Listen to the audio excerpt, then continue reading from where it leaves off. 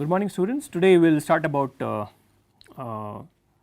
and discuss the Gibbs canonical ensemble, and here the three variables that I have chosen to keep constant are the number of particles in the system, the generalized force J, and the temperature T. Okay.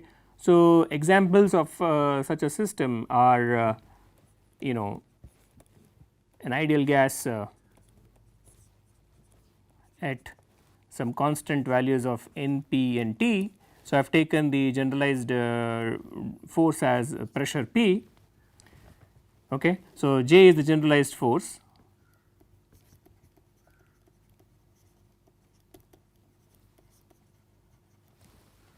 So, the system has to do work against the generalized force in some sense. You could also take magnetic systems in some uniform magnetic field, so that would be N, B and T at some constant number of spins, magnetic field B and temperature T. So, in this case I have taken the generalized force to be magnetic field. So, in contrast to the canonical ensemble, where we allowed only energy to be exchanged in order to keep temperature constant, for this ensemble I must allow for an extra extensive variable to fluctuate. The extensive variable that I am allowing to fluctuate corresponds to volume if I want to keep pressure constant. So, there is a fluctuation of volume in the system, and if I want to keep magnetic field constant, then I must allow for fluctuation in magnetization. Okay. So, V here is the volume and M stands for magnetization. Please note that both volume and magnetization are extensive variables, which means they scale with system size. If you increase the volume by if you want to keep the density constant and you increase the number of particles by some factor lambda, then you have to increase volume by the same factor to keep the density constant. The same applies to magnetization. So, a larger system will have larger magnetization. So, let us draw a schematic here to take an example. So, this is going to be my system, and I have taken the case of an ideal gas. Let us say I am taking the case of an ideal gas, okay, in contact with a reservoir.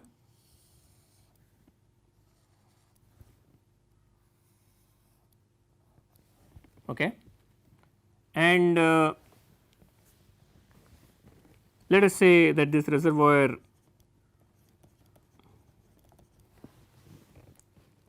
allows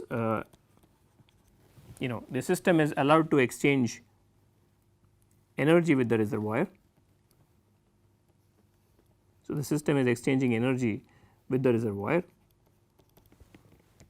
in order to keep the temperature T constant. Okay. And similarly, you can allow exchange of volume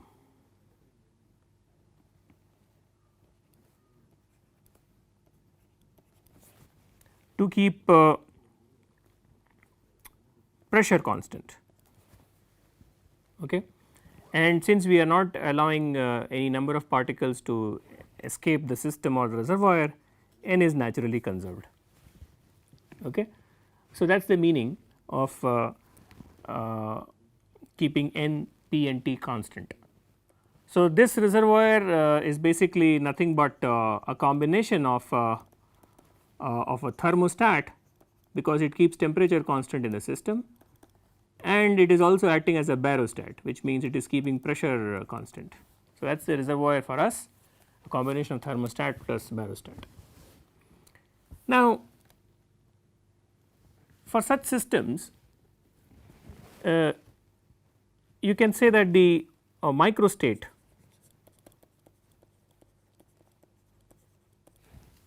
So, let us first describe our we already know the macro state is NPT, the specified value of the NP and T. Okay. The corresponding microstate, then there are large number of these microstates. They are specified as some mu, which is nothing but the set of values of position and momentum. So, these are nothing but the set of values of the position and momentum, but now this is also specified together with the volume of the microstate, because at any instant if you come back to the system and observe it, you will see that positions and momentum are, positions are free to take any values in the box, which is the system, and the momentum is free to take any values between 0 to infinity. But now you have to also specify the volume of the box, because that is fluctuating. So, in the given volume, all possible momentum and positions constitute one microstate, which is already a large number. Then when the volume fluctuates and becomes a new volume, you have to again allow for all the particle degrees of freedom to change, and those are the microstates in that volume. So, a microstate is jointly specified for a given volume and the set of values of Q and P. Okay. So, you have one additional degree of freedom, which is the volume of the microstate, and that is very important thing to be remembered here. Now, just in the similar spirit, if I want to write down the probability of finding my system in a microstate, which is instantly in that particular instant is in volume V of mu, V mu means volume of that microstate, then I have to say that this is nothing but e to the power minus beta into some energy scale. Now, what is that energy scale? So, let me write down this energy scale. So, before we write down the probability distribution, let us write down the energy scale that is relevant here. So, relevant energy scale here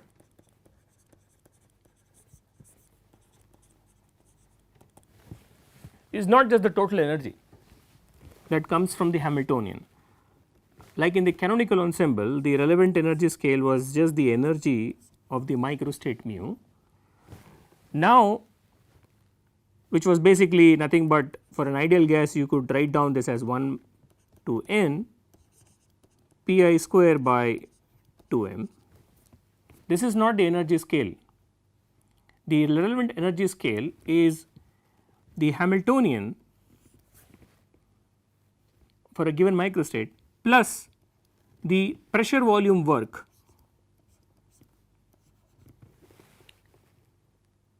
that the system has done against the barostat. Okay. So, the system is now constantly trying to maintain its its pressure. So, there is a PV amount of energy that one must associate with. This is not a system which is mechanically isolated. PV work will not be there if the system is mechanically isolated. This system is being constantly held at a pressure P, and so one must involve the pressure volume work, okay, because the system is not mechanically isolated. So, the pressure volume work has to be there. So, this is my total energy scale now. Okay. So, I must write down my probability of finding the system in a given microstate mu at volume V mu as a Boltzmann factor. Now, the Boltzmann factor here is e raised to minus beta into the energy scale. Okay, the energy scale is now, as we have discussed, h mu, that is nothing but pi square by 2m summed over all particles if it is an ideal gas, plus the pressure volume work which the system has done against the reservoir. This is my Boltzmann factor, and I know that this is not a normalized probability density or probability distribution function. I must write it with a norm which is nothing but e raised to minus beta h mu plus p of v mu. Now, this makes my probability distribution function properly behaved, and I am going to call this denominator as the partition function.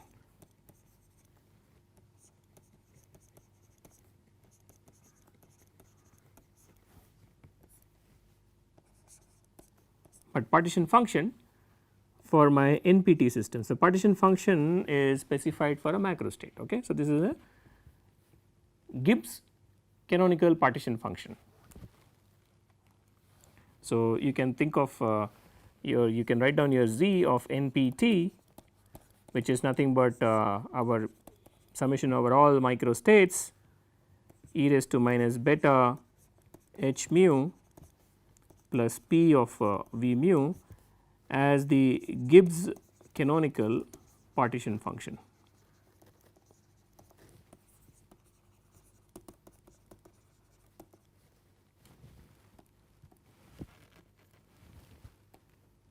You can of course write down an integral version of this that I am going to use in the next lecture, but suppose you can enumerate the number of states.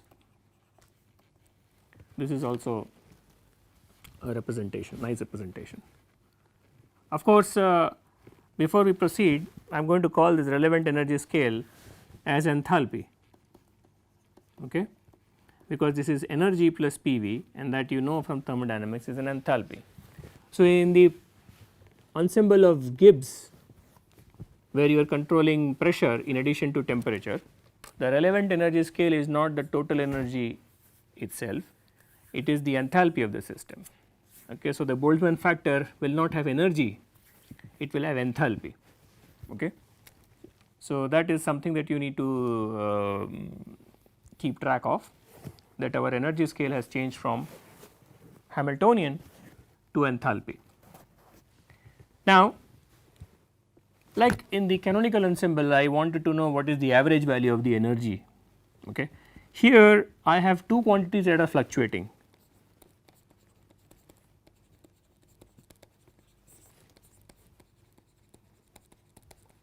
What are the fluctuating quantities in this system?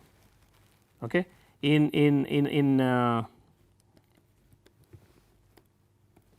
our Gibbs canonical ensemble. To maintain this macro state, I know there are two quantities that are fluctuating. To maintain temperature, I have to allow for energy fluctuations. So, there are two quantities that are fluctuating, one is energy, or I will say the Hamiltonian that fluctuates, and there is one more thing that fluctuates. To maintain pressure, I must allow for fluctuating in the, I must allow for fluctuations of volume. Okay. So, there are two quantities that are fluctuating in my system, the Hamiltonian or the energy and volume. Okay. These are the two fluctuating quantities. And actually when something is fluctuating, you would be talking about their averages, because the quantities themselves now have no meaning, the instantaneous values have no meaning. What you really require is the quantity in the thermodynamic limit or the average of this quantity. So, the first average that you can think of is that of volume average. Okay. So, I am going to call V as the average of the instantaneous volume. Okay. So, this is nothing but you have to sample this volume among all the micro states, and this is the sampling.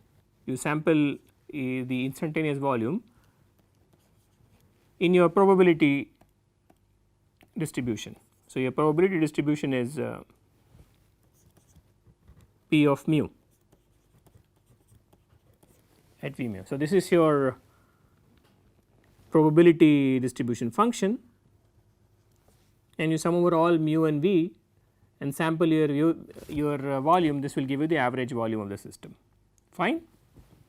So, let us proceed with this calculation. This is nothing but summation over all the microstates, the volume of the microstate, and your probability density function, which is e to the power minus beta, and the energy scale, which is enthalpy, instantaneous enthalpy. So, h mu plus p v mu, this is the total enthalpy energy scale over your Gibbs canonical partition function.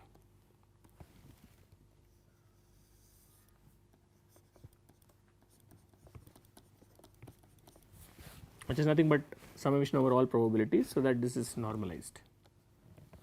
So, I can write down this as 1 upon z into, to pull out a v mu, all I have to do is basically take a derivative with respect to minus beta p of the Gibbs canonical partition function. Okay. So, if you want to write down in 2 steps, you can do that. So, I am going to write this as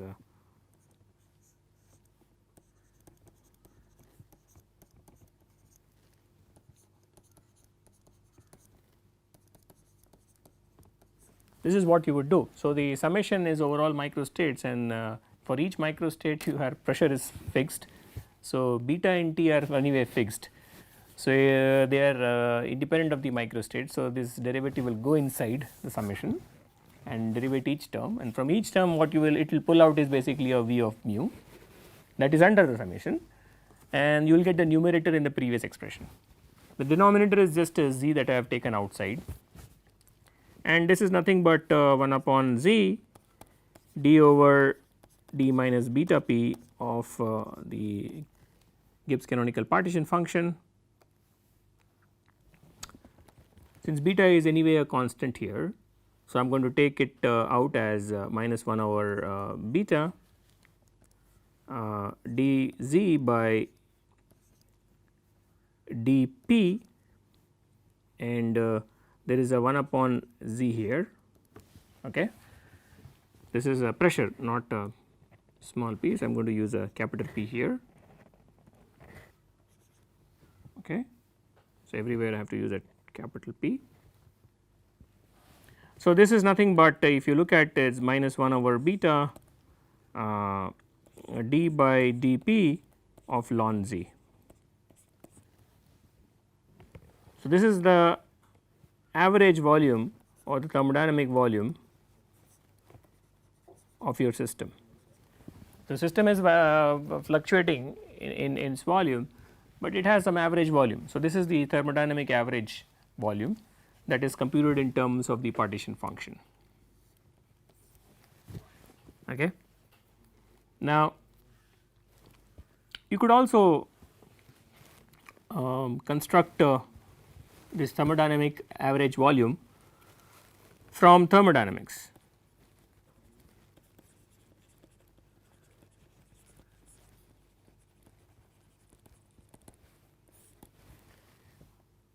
So, I already know from thermodynamics that there is a energy scale which goes by the name of Gibbs free energy.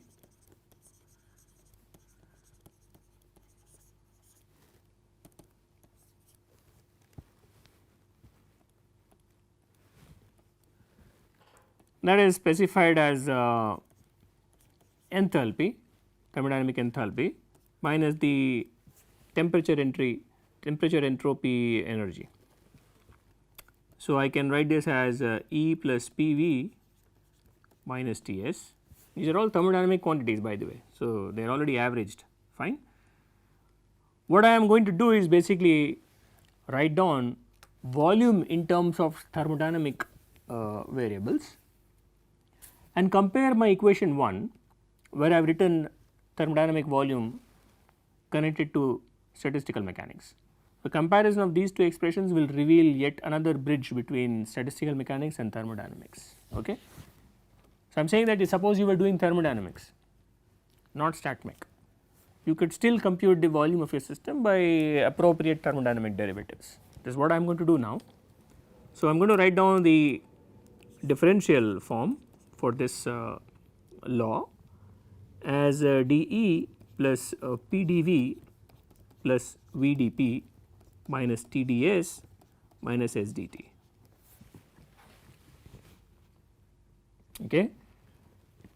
And here you can substitute from first law.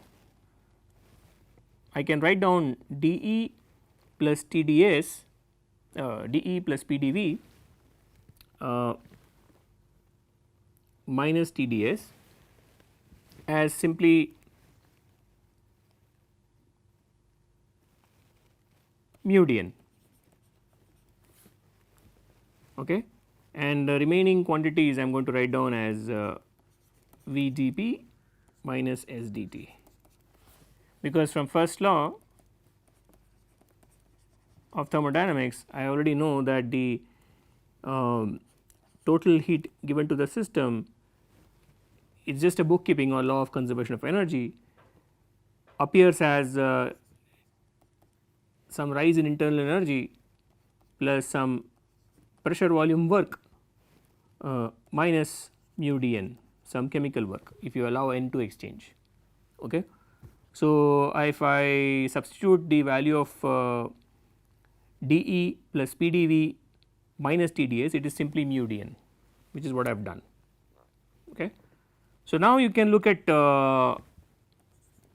this differential form of the thermodynamic law and write down what is the value of volume. So, this gives me for volume as dG over dP at constant N in T, and this is exactly my system. So, my T and N are constant and I want to see how my Gibbs free energy changes with pressure.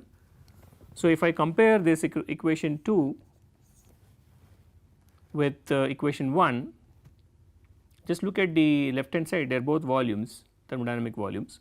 The right hand side is dG over dP and the right hand side is dG over dP of 1 upon beta ln Z. So, I can compute, I can equate my Gibbs free energy with 1 upon beta ln Z.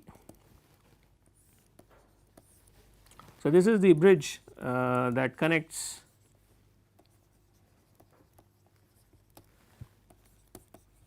StatMech to thermodynamics.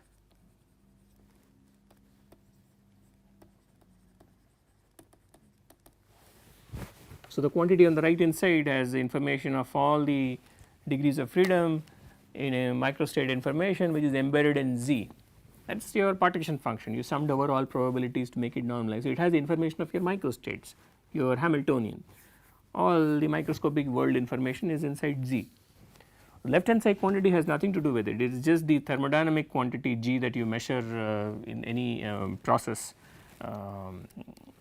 in for a system in which has very large degrees of freedom in the thermodynamic limit. So, this is a beautiful connection similar to the connection that we had in the canonical ensemble. Okay, recall that for the canonical ensemble you had this 1 over beta ln Z connected to the free energy. So, now what you have here is the Gibbs free energy, not the Helmholtz free energy, simply because you now have pressure volume work instead of the total energy or instead of the Hamiltonian. Okay. So, I am going to write down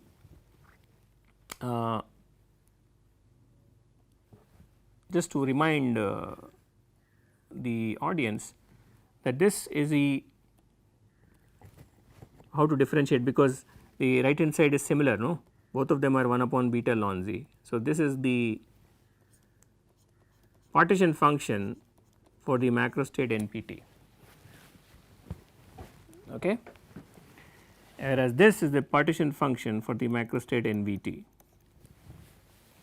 Please note the distinction here, okay, these are different partition functions. Now, we have already computed one average, which is volume average.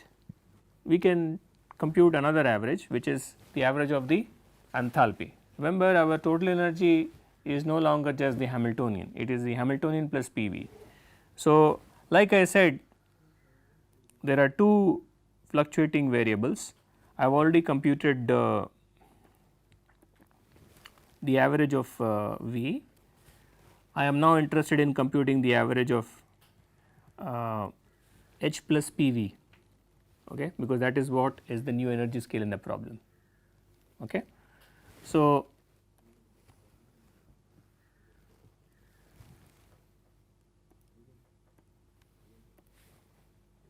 average enthalpy, because enthalpy is your new energy scale, okay, is given as you have to take the average of the energy scale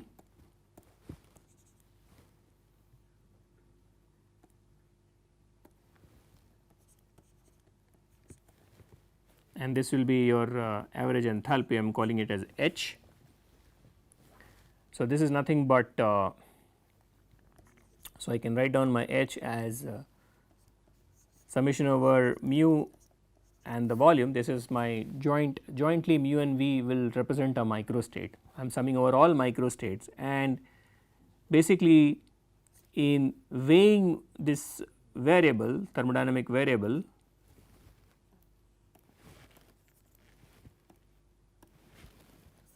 I will take the weight of this variable in this distribution.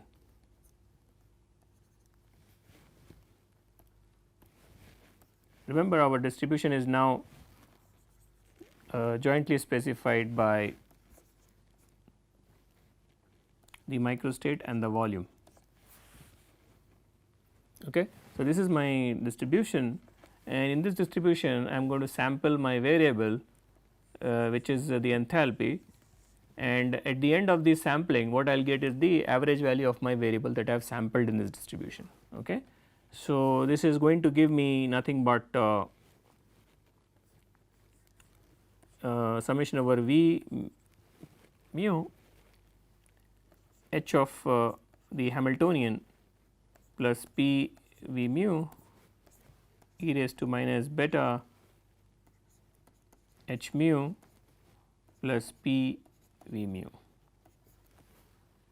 over the Gibbs canonical partition function, which is I am going to call as Z of NPT.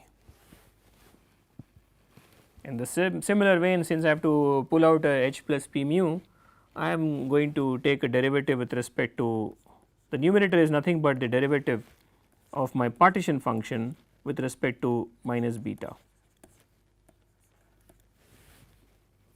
Okay.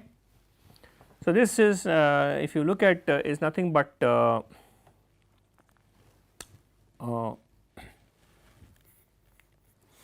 if I pull out a minus sign, this is nothing but I am going to just use a new space here. So, this is nothing but minus d by d beta of ln z. Okay. And the quantity that I was basically computing was the average enthalpy.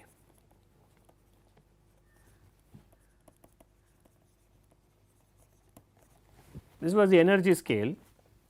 This is the energy scale in our NPT ensemble, and its average value is related to is directly given as negative derivative of ln z with respect to beta. So, this z here is nothing but the Gibbs canonical partition function. Now, compare this with your canonical result. There the relevant energy scale was just the total internal energy or the average of the Hamiltonian. We obtained it as the average of the Hamiltonian, and we saw that this is equal to minus d over d beta of ln z. Look at the beautiful symmetry here. It is the same relationship, but this z was the canonical partition function, whereas the z that is where in the current problem is the Gibbs canonical partition function. So, there is beautiful symmetries here, relevant energy being the Hamiltonian, relevant energy being the enthalpy, and its relation to the its relationship with the partition function is symmetric, it is exactly the same. Okay. So, we are not learning newer things, we are just encountering the same thing, but we need to keep track of the relevant energy scales in the problem. Now, once I have determined the average enthalpy, I will be interested in enthalpy fluctuations. You can see where this is going. I computed energy fluctuations in the canonical ensembles and showed that the energy fluctuations in NVT or canonical ensemble are related to heat capacity at constant volume. I am going to show similar to energy fluctuations in canonical ensemble, there is a enthalpy fluctuation in our Gibbs canonical ensemble, and it is also related to a material property which is heat capacity at constant pressure. Okay. So, after average enthalpy, I am going to talk about enthalpy fluctuations, okay, because in this ensemble enthalpy fluctuates. How does it fluctuate? Well, of course, I am going to write it as a second cumulant of the enthalpy, okay, which is the measure of the variance in enthalpy or the fluctuations in enthalpy, size of the fluctuations. Well, this is given as the second moment minus square of the first moment, okay, and let us write it down. It is a very simple calculation, just a little bit tedious. So, please do not be discouraged with the expressions that are going to get longer. The calculation is extremely simple and very straightforward. So, the averages here means I am sampling h square in some distribution. So, this is nothing but sampling in our microstates distribution h, which is the instantaneous enthalpy is nothing but h mu plus p v mu, but you have to take its square in the distribution p mu v mu, that is the first term, minus the second term is nothing but the sampling of h, which is enthalpy,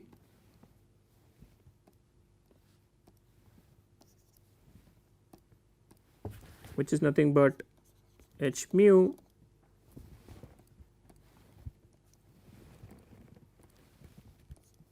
plus P v. So, this will give me just mod of the enthalpy, but I am going to take a square of this because the second term is the square of the average. The quantity inside the bracket is the average enthalpy, the outside square is this square. Okay. So, next that is inside P. Okay. So, now we know that our probability distribution function is nothing but I am going to write it since I am going to require more space, let me shift the equality on the extreme right side, left side. So, the first term is nothing but summation mu v mu, and I can write this as h mu plus p v mu the whole square e raised to minus beta h mu plus p v mu divided by the Gibbs canonical partition function minus I am going to write down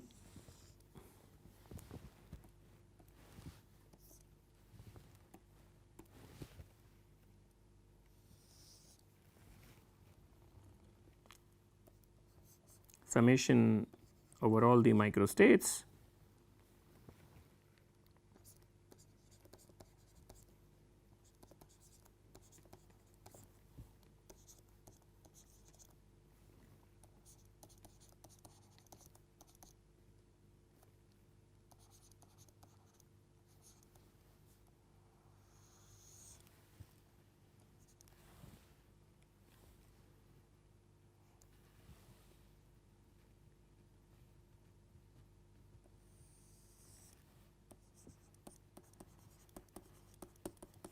So, the quantity inside the bracket is the average of the enthalpy and there is a square outside this bracket. Okay. So, what you can do here now is simply you can write down the first term as nothing but 1 upon z, which is I am going to take the denominator outside, and the numerator if you carefully see is nothing but the instantaneous enthalpy pulled out twice from the partition function. So, to pull it out once you have to take derivative with respect to minus beta, to pull it out twice you have to take two derivatives, which is nothing but d by d square by d beta square of the partition function. So, one derivative with respect to will pull out minus enthalpy, one more derivative will pull out another minus enthalpy. So, minus minus becomes plus, and that is your second derivative, and here the second term would be you have just pulled out one term. So, it is going to be 1 upon z into d by d beta of the partition function and you square it. Okay. So, if you take one derivative with respect to beta it will pull out a minus h, but look there is a square outside. So, it makes it if you take out the minus sign and square it, it becomes positive. The other minus sign is because of the fact that the entire second term is taken negative, okay, right. What I mean to say is that I could have taken derivative with respect to minus beta to pull out an h, but this minus sign taken outside with the square poses no issue. So, I am going to just write it as just d by d beta, okay, if that is your concern, it poses no issue. So, then I can see that this is nothing but d by d beta of 1 upon z dz by d beta. So, if you apply the chain rule you get the first term minus the second term, okay, because 1 upon z's derivative is minus 1 by z square, and this is nothing but if you look at the quantity in the parenthesis is nothing but d by d beta of ln z.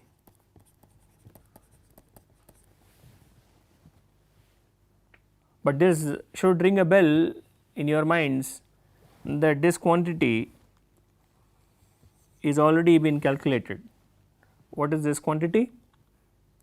This quantity is nothing but average enthalpy. So, this quantity was computed as the average enthalpy H, the average of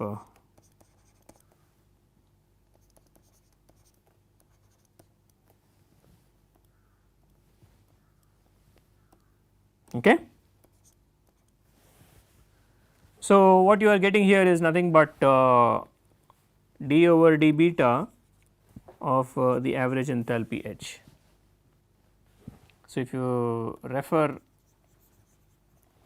let me put the equation number. Have I named it? No, I have not given an equation number. So, let me give an equation number. We have given 1, 2, 3. So, let us call this as equation number 4. So, this is like refer to equation 4. Beautiful result, because what you see in front of you is that the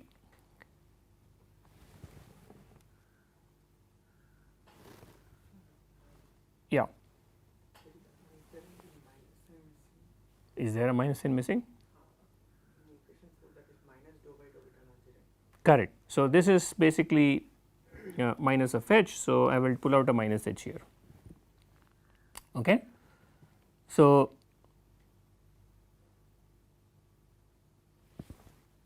I am going to write down just to correct that myself, that this is related to